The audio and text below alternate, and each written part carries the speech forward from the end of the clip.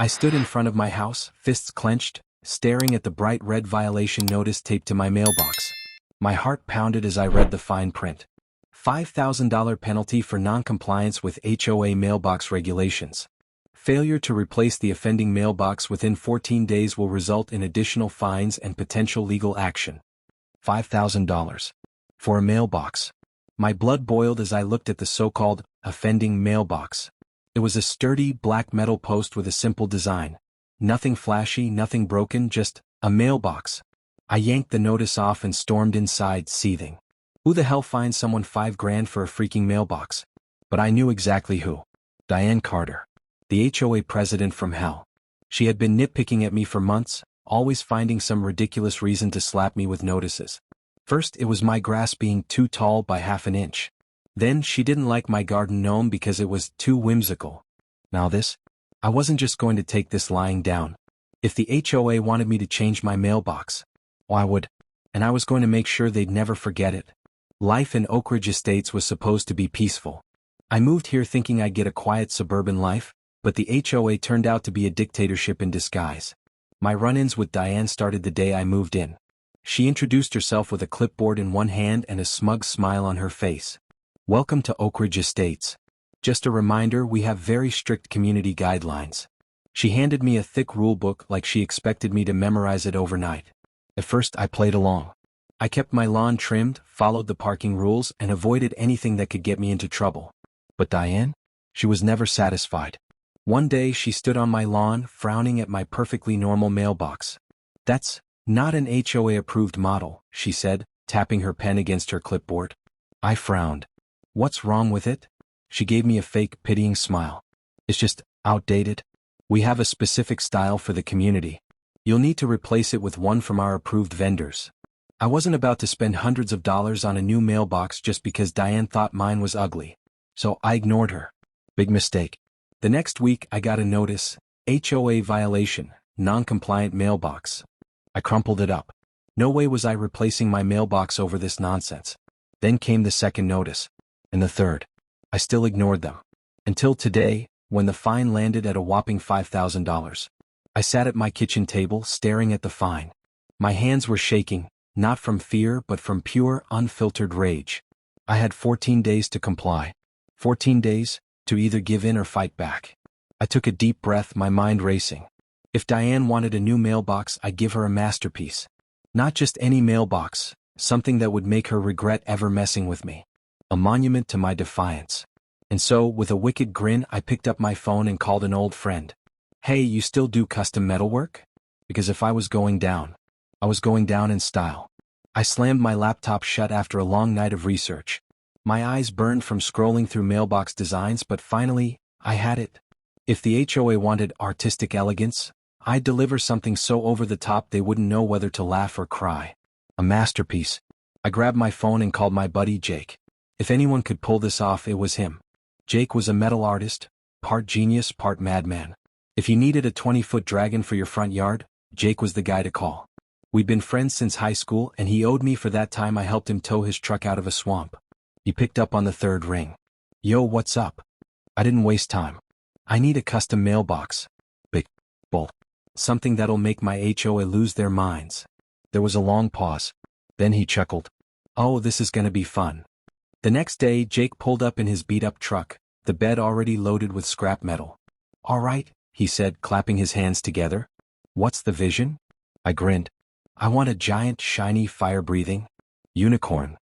Jake blinked. A unicorn? Yeah, with wings. And maybe a glitter finish. He burst out laughing. You're insane. I love it. I wasn't joking around. If Diane wanted to play dirty, I could play dirtier. I handed Jake a rough sketch, a towering, majestic unicorn, its horn gleaming with a fully functional mailbox tucked under its wing. And the best part? The horn? It would light up at night. 2 weeks, Jake said, tossing the sketch in his truck. This thing is gonna be epic. For the next 10 days, I watched from my porch as Jake worked. Sparks flew from his garage. The sound of welding echoed through the neighborhood. Meanwhile, Diane wasn't letting up. Every morning, I found a new reminder taped to my door. 7 days left to comply. 5 days remaining. Failure to respond will result in legal action. 2 days left. final warning. Her handwriting seemed to grow angrier with every notice. Good. On the 13th day, Jake arrived with a trailer.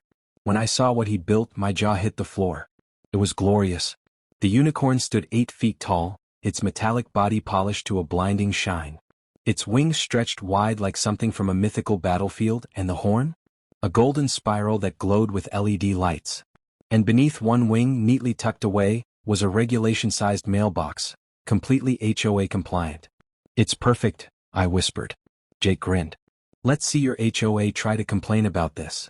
That night, under the cover of darkness, Jake and I planted the unicorn right where my boring old mailbox used to be.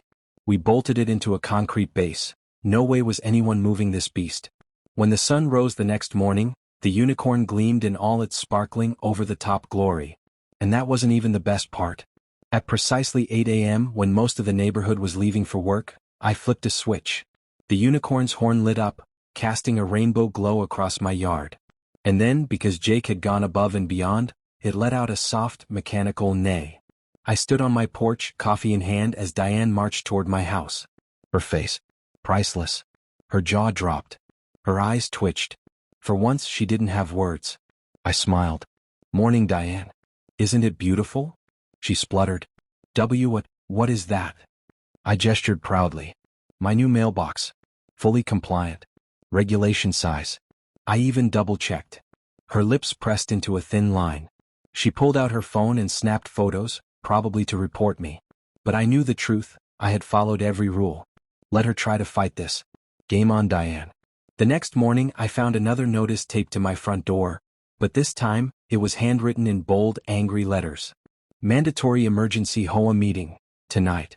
Attendance required." I burst out laughing. An emergency meeting, over a mailbox? Diane was losing it. I glanced out the window at my shiny, majestic unicorn, still standing tall and proud. The horn gleamed softly in the morning light, and every few hours, it let out a delicate, mechanical neigh. I wasn't worried. I had followed every rule. Or so I thought. That night, I strolled into the community center with a confident smile. The room buzzed with tension. A long table sat at the front, where the HOA board members, Diane, her minions, and a guy who looked like he hadn't smiled since 1975, were seated. Diane sat in the middle, her face red and pinched. She tapped the microphone. "We're here to discuss a gross violation of community standards." Her eyes locked onto me.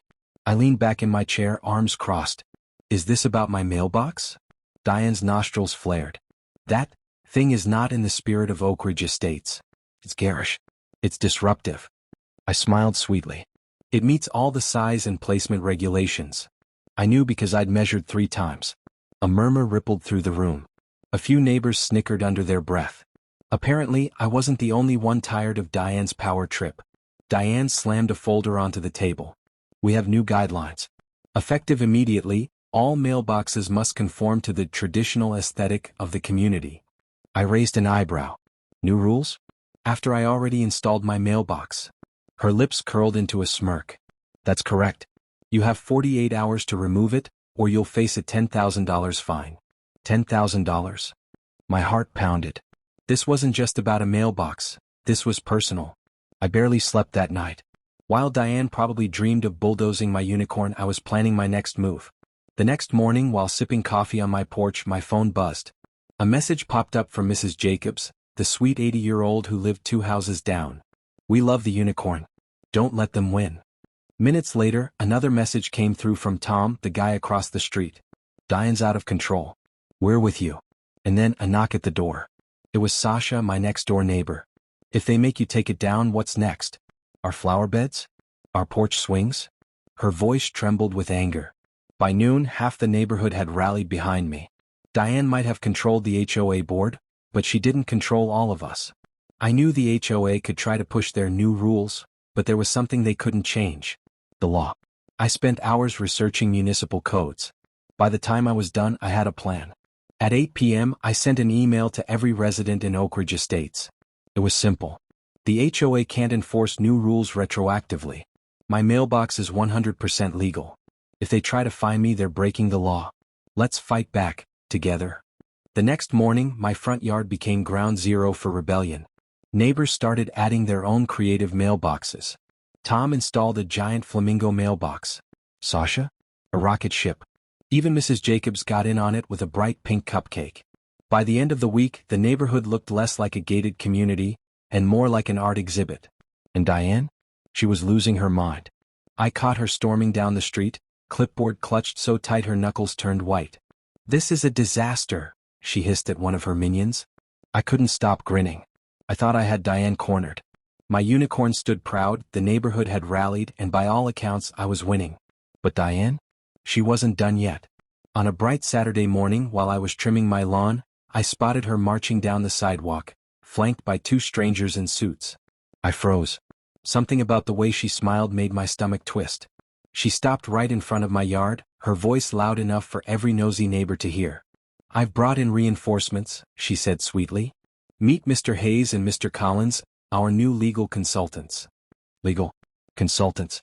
Oh, she was playing dirty now. Mr. Hayes, a balding man with thick glasses, adjusted his tie. "We're here to conduct an official compliance inspection," he announced. I crossed my arms. "For a mailbox?" Diane's smile sharpened. "For everything." And just like that they started nitpicking. "Your garden fence is an inch too high. This porch light isn't HOA approved. Your grass is 0.25 inches taller than regulation." I followed them, jaw clenched, as they scribbled down violation after violation. They were digging for anything to break me. Finally, Mr. Hayes turned to my unicorn mailbox. He adjusted his glasses, inspected the base, and smiled. I didn't like that smile. "According to the new guidelines," he said slowly, "ornamental structures exceeding 5 feet are classified as lawn decor, not mailboxes." Diane clapped her hands together in mock sympathy. "Which means, it's non-compliant." My heart sank. They had found a loophole. Diane beamed. "You have 24 hours to remove it. Or the fines begin." That night, my phone exploded with messages. "They can't do this. We won't let her win. What's the plan?" I wasn't the only one Diane was targeting. 10 other homeowners had received inspection notices too. She was trying to crush everyone who had supported me. I couldn't let that happen. So I called an emergency meeting. Not the HOA's kind, ours. By 8 p.m., over 30 neighbors crowded into my garage. Even quiet Mr. Patel from the corner house showed up, arms crossed. I cleared my throat. "They think they can scare us with legal threats. But guess what? We have rights too." Sasha raised her hand. "Can't we fight back?" I nodded. "We can. And I know exactly how." The next day I drove straight to City Hall. I met with a zoning officer, a grumpy-looking woman named Miss Turner, who had seen enough HOA nonsense to last a lifetime. After I laid out my case, she scanned the documents and smirked. "They're bluffing," she said, stamping the paperwork. "The HOA can't enforce new rules on existing structures without a majority vote from the homeowners. Legally, your mailbox stays." Victory. But I wasn't done. Before I left, I filed a petition to audit the HOA's financial records. If Diane wanted to play games, I was going to play to win. The next morning, while Diane was primping her rose bushes, I strolled over, holding the stamped paperwork like a trophy. "Good news, Diane," I said, barely hiding my grin. "My mailbox stays.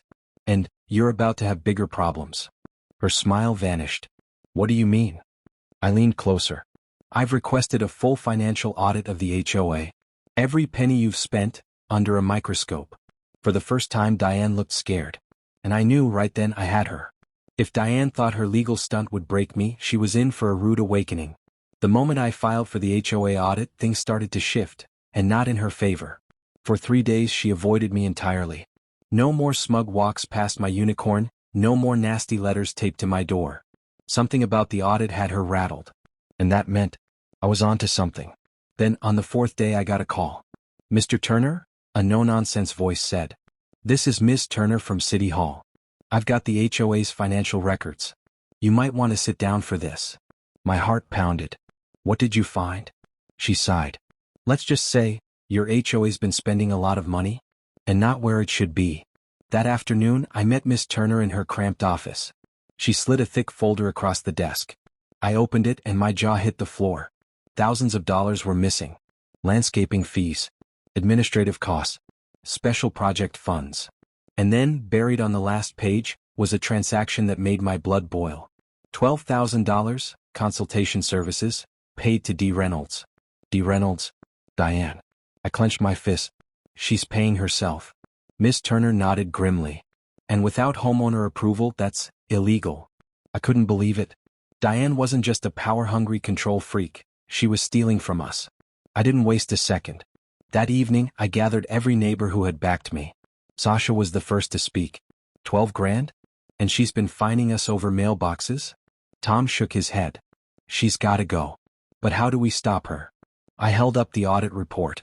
We hold a vote to remove her. If we get enough signatures, we can kick her off the board and demand an investigation. The room buzzed with energy. Within hours, we had a petition ready. Neighbors were knocking on doors, collecting signatures. Even Mrs. Jacobs, the sweet old lady with the cupcake mailbox, was out there working the crowd. By the next day, we had over 80% of the neighborhood on our side. Enough to force a recall meeting. And best of all, HOA bylaws required Diane to call a meeting within 7 days, or risk being automatically removed. Checkmate. When I hand-delivered the petition to Diane's door, her face turned as red as a fire truck. "You're destroying this community," she shrieked, waving the papers in my face. I smiled. "I'm saving it, Diane. Meetings in 7 days. Hope to see you there." For the first time, she had nothing to say. The week leading up to the emergency recall meeting was tense. Diane tried everything to stop us. She sent out letters warning of chaos if she was removed. She even tried to bribe a few neighbors with promises of waived fees, but no one was falling for it. Meanwhile, I made sure my unicorn stood tall and proud. If Diane wanted a fight, I was going to win, and look fabulous doing it. By the night of the meeting, the whole neighborhood was ready. And so was I. The night of the emergency recall meeting, the community center was packed. I had never seen so many neighbors in one place. People who usually kept to themselves were now buzzing with anger and anticipation. At the front of the room, Diane sat in her usual place. But this time, there was no smug smile on her face. Her lips were tight, and her hands clenched the gavel like it was the only thing keeping her from exploding. I took a seat right in the front row, where she couldn't ignore me. Diane banged the gavel. "This meeting is called to order.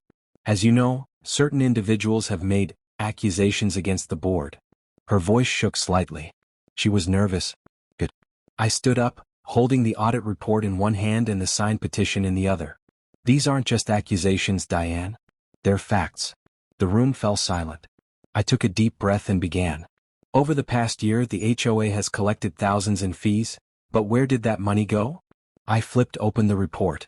$12,000, directly to Diane Reynolds. Without a vote.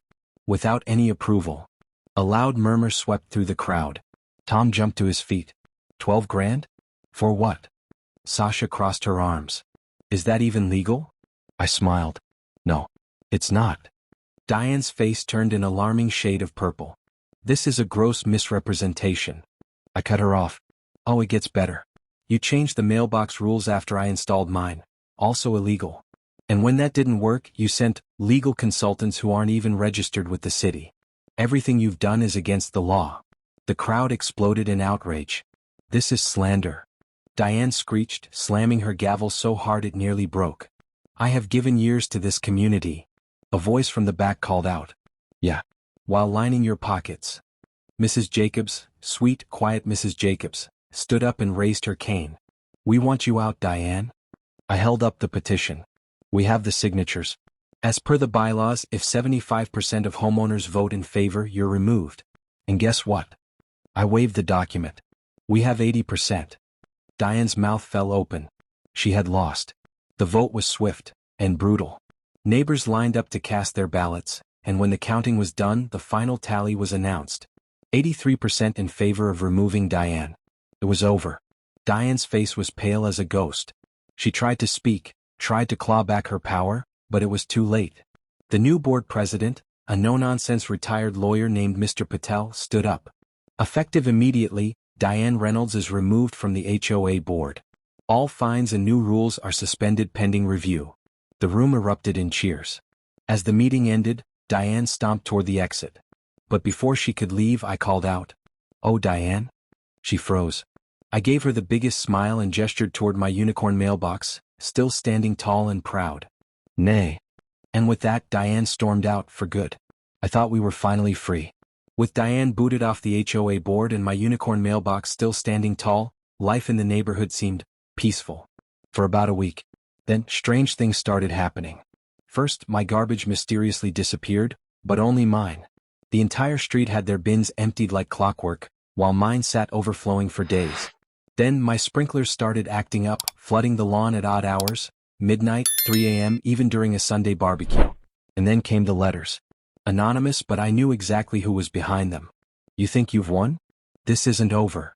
One night, around 2 a.m., I heard a clink outside. Heart pounding, I peeked through the blinds, and there, slinking across my lawn, was a shadowy figure. My blood boiled. Oh, Diane was desperate. Grabbing my phone, I stepped outside and flicked on the porch light. Gotcha, I called out. The figure froze, and sure enough, when they turned around, it was Diane, dressed in all black like a bad spy movie. What are you doing on my property? I demanded, holding up my phone. Smile, you're on camera. Her face twisted with rage. You ruined everything, she hissed. I built this community. I made the rules. And you made me a joke. A joke? I couldn't help but laugh. Lady, you did that yourself. I should have called the cops then and there, but I had a better plan. The next day, I took the security footage straight to Mr. Patel, our new HOA president. He frowned as he watched Diane lurking on my property. This is serious, he said. She's not just breaking HOA rules, this could be considered harassment. I leaned forward. Can we take legal action? Mr. Patel smiled faintly. Oh, we can do better than that. We'll hit her where it hurts, her wallet. Within 48 hours, Diane received a cease and desist letter, and a formal notice that she was being personally fined for trespassing and harassment. The total? $5,000. I heard she nearly fainted when she opened the letter. But the real revenge was still coming. Remember that HOA audit? Turns out, Diane's shady bookkeeping didn't just break HOA rules, it violated city codes too.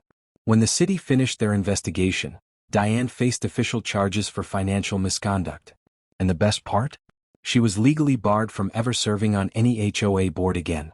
When she finally packed up and moved out, the whole neighborhood celebrated. Mrs. Jacobs even baked a cake with "Good Riddance" written in frosting. And my unicorn mailbox? Still standing tall, a masterpiece. With Diane finally gone, the neighborhood felt lighter, like someone had lifted a giant rain cloud off our street.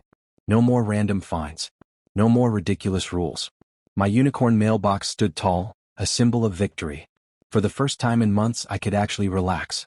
Until the moving trucks arrived. Late one evening, a sleek black SUV pulled up to Diane's old house. Out stepped a man in a crisp gray suit, looking like he'd walked straight out of a business magazine.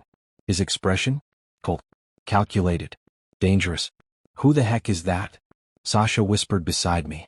I didn't know, but my gut told me, trouble had just arrived. By the next day, the new neighbor's name spread like wildfire. Vincent Crowley. Rumor had it he was some kind of corporate shark, known for crushing anyone who stood in his way. He wasted no time making his presence known. At 8 a.m. sharp, I heard a loud knock on my door. I opened it to find Vincent holding a clipboard and an icy smile. I'm Vincent Crowley, he said, extending a hand I didn't take. I'm your new HOA president. I blinked. Wait, what? Since when? He adjusted his gold watch. Since last night. I bought the house and the HOA's private holdings. As the largest stakeholder, I have the right to assume leadership. My stomach dropped. Diane was bad, but this guy? He was next level. Vincent didn't just want power, he wanted control. Within 24 hours he sent out a new rule book, one that made Diane's nonsense look like child's play. No outdoor decorations, including mailboxes. Weekly inspections for community compliance. $500 fines for any violation, no exceptions. And the worst part? He sent me a personal letter. Your mailbox violates our new aesthetic standards. You have 7 days to remove it, or face legal action. I crumpled the letter in my fist. Not again. I wasn't about to roll over. If Vincent wanted a fight, he'd get one. I spent the next 3 days digging into his past. And what I found? Explosive. Turns out, Vincent had a nasty reputation. He didn't just take over HOAs, he flipped entire neighborhoods for profit, raising fees until homeowners had no choice but to sell. And once they did, he bought their homes for pennies, turned them into luxury rentals, and walked away with millions. He wasn't just power-hungry, he was a predator. I needed leverage, something to stop him. That's when Tom called me. I found something weird, he said. Diane left a box of HOA documents in my garage. You gotta see this. I rushed over and rifled through the papers, until one document caught my eye. A contract between Diane and Vincent. Buried in the fine print was a loophole. If Vincent ever violated city property codes, he'd forfeit his right to lead the HOA. And guess what? Banning mailboxes like mine was illegal under city law. I had him. That night, Sasha, Tom, and I crafted a plan. Step 1. Gather evidence. Vincent's new rules violated at least 5 city codes. Step 2. Hit him where it hurts. Expose his shady history to every homeowner. Step 3. Force a vote just like we did with Diane. But Vincent wasn't going down without a fight. When I woke up the next morning, I found a new letter taped to my door. It was from Vincent. Final warning, remove your mailbox. You have 48 hours. The clock was ticking. Time was running out. 48 hours. That's all I had before Vincent could find me, or worse, tear down my unicorn mailbox. But if he thought I'd roll over like Diane's lapdogs, he was dead wrong. I gathered my evidence. The shady contract, the city codes he violated, and a dossier of his predatory HOA takeovers. This time I wouldn't just stop him. I'd bury him. By noon, I called an emergency meeting at the community center. I wasn't sure how many people would show, but when I walked in, the room was packed. Tom leaned over. Everyone's fed up with Vincent. They want him gone. Good. I stepped to the front, holding up the contract. Vincent thinks he owns us, but here's the truth. I explained how his mailbox rule violated city laws. How his shady deal with Diane gave him power, but left him vulnerable. The crowd buzzed with anger. Sasha stood up. I say we fight back. We got rid of Diane, we can get rid of him too. A chorus of agreement echoed through the room. But just as I was about to call for a vote, the doors swung open. And there he was, Vincent Crowley. He strolled in like he owned the place, dressed in a tailored black suit and a smirk that could freeze lava. I see you've been busy, he said, voice smooth as silk. But this little rebellion ends now. I stood my ground. You're breaking city laws, Vincent. We all know it. His smile sharpened. Laws? Please. I have the best lawyers money can buy. Who do you think the city will believe, a corporate professional, or you? The room grew tense, but I wasn't backing down. You're a fraud. And we're done letting you push us around. I slammed the contract on the table. Your own agreement says if you violate city codes, you lose control. And I've already reported you. For the first time, Vincent's confidence cracked. The next morning, I received an email from the city compliance office. They were investigating Vincent's illegal rules, but it would take time. Time I didn't have. At 5 p.m., my doorbell rang. It was Vincent holding a legal document. This is your final notice, he said coldly. Your unicorn mailbox will be removed tomorrow. I smiled sweetly. Not if I stop you first. I needed one last move, something to crush Vincent publicly. That's when Tom had a brilliant idea. We compiled every illegal act, every fine, every predatory takeover, and sent it to every single homeowner, local news outlets, and city officials. We titled it, The HOA Tyrant, How Vincent Crowley is Destroying Our Neighborhood. By midnight, the entire town was buzzing. The next day, Vincent arrived with a work crew, ready to destroy my unicorn mailbox. But as he stepped out of his SUV, a city inspector pulled up, official badge gleaming. Mr. Crowley, the inspector said, we have orders to suspend your authority. Your new rules violate municipal code, and your actions are under formal review. Vincent's jaw tightened. This is ridiculous. The inspector held up a clipboard. If you attempt to enforce fines or destroy property, you will face criminal charges. Around us, neighbors gathered, cheering. Diane's downfall was satisfying, but this was glorious. And just like that, Vincent Crowley was finished. In the days that followed, Vincent resigned from the HOA and sold his house, leaving the neighborhood for good. Mr. Patel stepped in as the new HOA president, promising fair rules and no more tyrants. And my unicorn mailbox? Still standing, proud, glittering, and victorious. As I admired it one evening, Sasha chuckled beside me. So, what's next? Dragon mailbox. I laughed. Don't tempt me. Because in this neighborhood, if you mess with me, I'll always deliver a masterpiece.